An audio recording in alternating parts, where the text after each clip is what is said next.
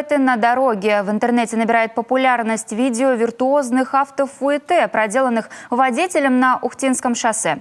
Действие происходит по дороге из Эжевы в Сыктывкар в районе поворота на Верхний Чов.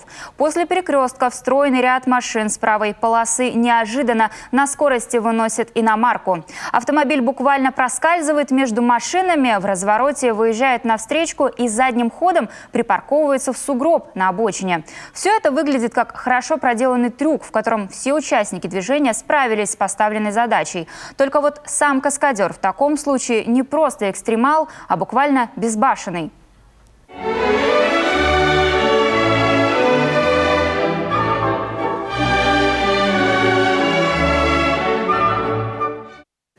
Комментаторы видео в соцсетях сошлись на мнении, что нарушителю правил дорожного движения очень повезло. Он фартовый и родился в рубашке. А еще помогли грамотные действия других водителей. Один притормозил, другой прибавил хода. Никто не пострадал. А все могло закончиться совсем иначе.